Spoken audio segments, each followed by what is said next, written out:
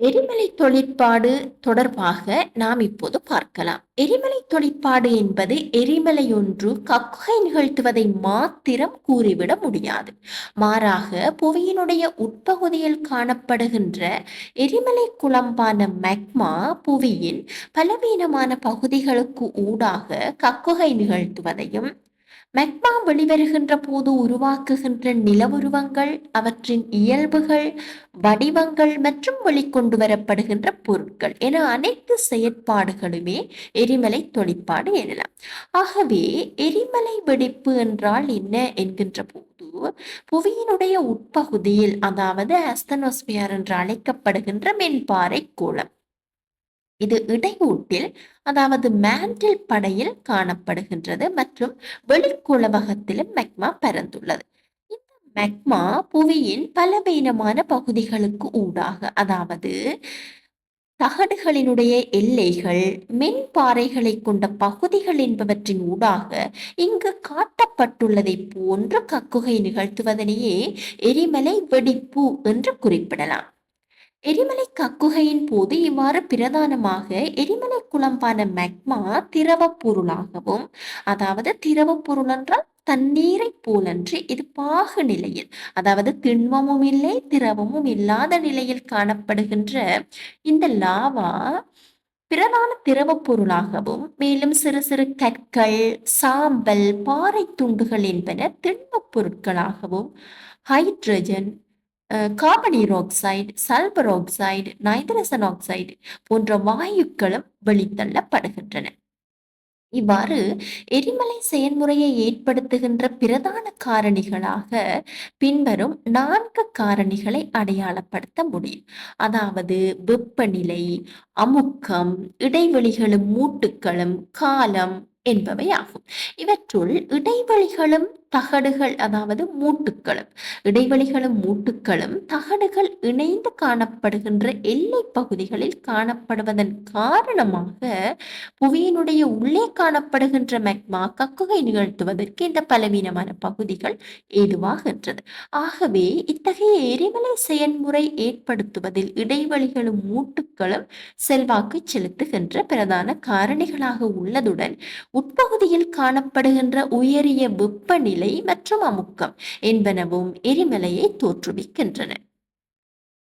உலகில் பிரதானமாக 4 எரிமலை வலயங்கள் காணப்படுகின்றன. இங்கு இலக்கம் 1 குறிப்பிடப்படுவது பசுபிக் வலயம். இதனை பசுபிக் நெருப்பு வலயம் எனவும் குறிப்பிடுவர். காரணம், தகடுகளினுடைய எல்லை பகுதியாக இது அமைந்துள்ளதுடன் சுமார் 700க்கும் மேற்பட்ட உயர்ப்பு எரிமலைகளையும் கொண்டுள்ளது. இலக்கம் 2 குறிப்பிடப்படுவது மத்திய சமுத்திர தகட்டு எல்லைகள் சார்ந்த வலயம்.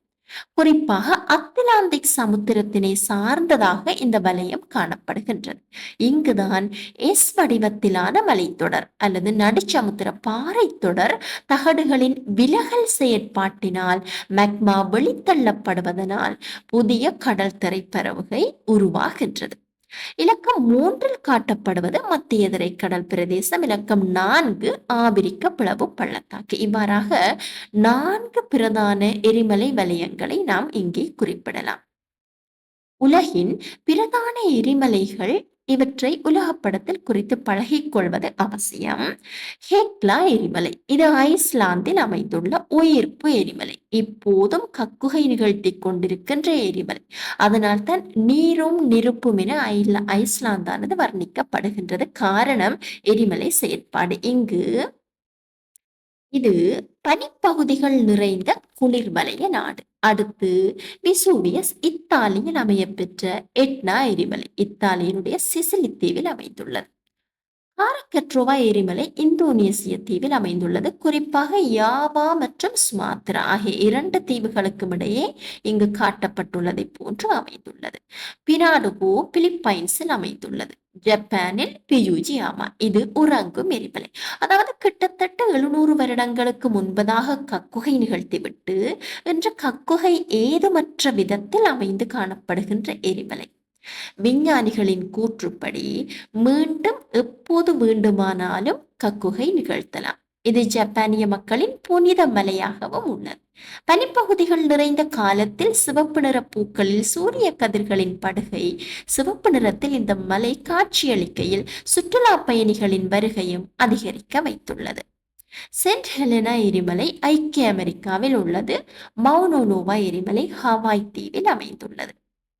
எரிமலை தொழிற்பாட்டின் காரணமாக உருவாகின்ற தீப்பாறையினை அது கக்குகை நிகழ்த்துகின்ற விதத்திற்கு அமைய இரண்டு வகையான நிலவுருவங்களை உருவாக்குகின்றது.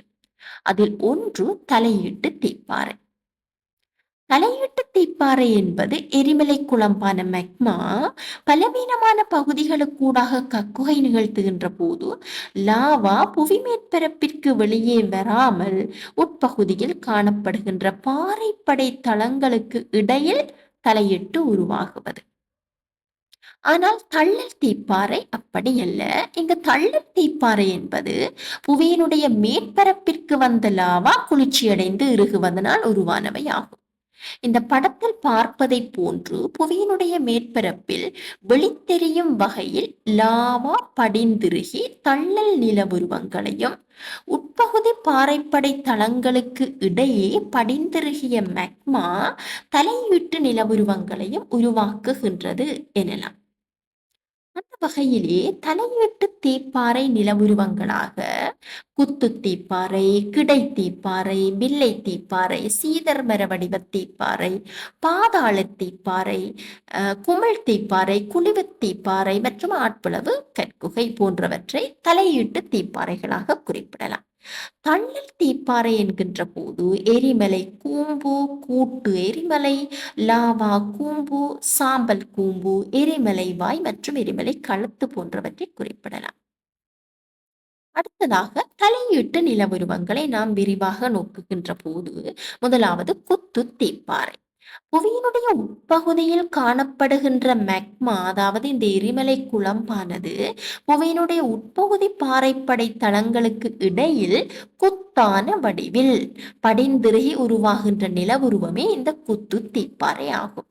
இது வளமையாக ஒடுங்கிய வடிவத்தில் காணப்படுகின்றது. ஆனால் இது பல கிலோமீட்டர் நீளத்திற்கு பரவி காணப்படும். இந்த படத்தில் காட்டப்பட்டுள்ளதை போன்று புவியினுடைய பாறை படைத்தளங்களுக்கு இடையே இந்த மெக்மாவானது குத்தான வடிவில் படிந்திருகி உருவாகுவதை நாம் குறிப்பிடலாம். மேற்பரப்பு அரிக்கப்படுகின்ற போது நாம் இதனை தெளிவாக பார்க்க முடியும். அடுத்ததாக கிடை தீப்பாறை. புவியினுடைய உட்பகுதியில் காணப்படுகின்ற இந்த மெக்மா எரிமலை குழம்பானது புவியினுடைய உட்பகுதி பாறைப்படை தளங்களுக்கிடையே கிடையான வடிவில் படிந்திருகி உருவாகின்ற நிலவுருவம் தான் கிடை தீப்பாறை ஆகும். உரிவு கருவிகளினால், அதாவது புவியினுடைய மேற்பரப்பிலே இயங்குகின்ற உரிவு கருவிகள், உரிவு என்றால் அரித்தலை மேற்கொள்கின்ற காரணிகளாக உதாரணமாக ஓடும் நீர், காற்று, கடல் அலை போன்றவற்றை நாங்கள் குறிப்பிடுகின்றோம். இந்த உரிவு கருவிகளினால் மேற்பரப்பு அரிக்கப்படுகின்ற போது இந்த கிடை தீப்பாறை ஒரு வாங்கு போன்ற தோற்றத்தினை உருவாக்குகின்றது. அடுத்ததாக வில்லை தீப்பாறை. இவை சிறிய அளவிலான தலையீட்டு நிலவுருவங்கள். சில வேளைகளில் பாறைகளினுடைய கீழ் மடிப்பின் அடிப்பகுதியில் அல்லது மேல் மடிப்பின் மேற்பகுதியில் திண்ம நிலையில் காணப்படுகின்ற வில்லைகளின் வடிவில் குவிவு அல்லது தலைகள் குவிவு அமைந்த தீப்பாறை தான் வில்லை தீப்பாறை எனப்படுகின்றது. இது மேற்பரப்பு அரிக்கப்படுகின்றது போது முக்கியமான நிலவருவங்களாக காட்சியளிக்க மாட்டாது.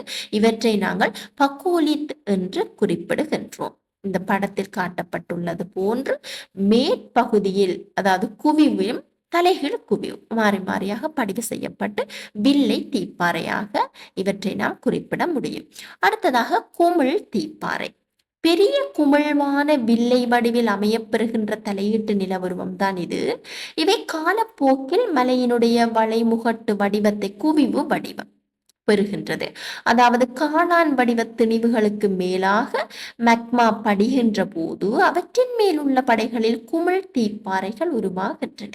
இந்த குமிழ் தீப்பாறைகள் புவி மேற்பரப்பில் வெளித்தெரிகின்ற போது ஒரு தாழ்ந்த குன்றுகள் போன்று காட்சியளிக்கும்.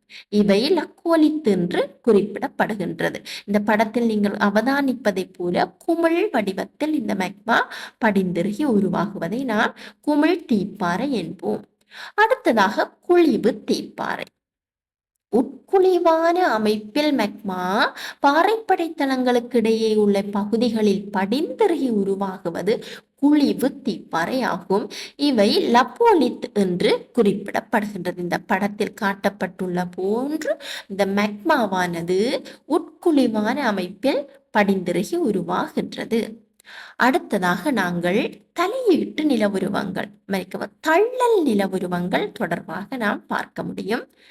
எரிமலை கூம்பு, அதாவது எரிமலை பிரதேசத்தில் செங்குத்தான அல்லது நேரான விளிம்புகளையும் வட்ட வடிவிலான அடியையும் உடைய கூம்பு வடிவத்தை கொண்டு காணப்படுகின்ற குன்றுகளைத்தான் நாம் எரிமலை கூம்பு என்று குறிப்பிடுவோம்.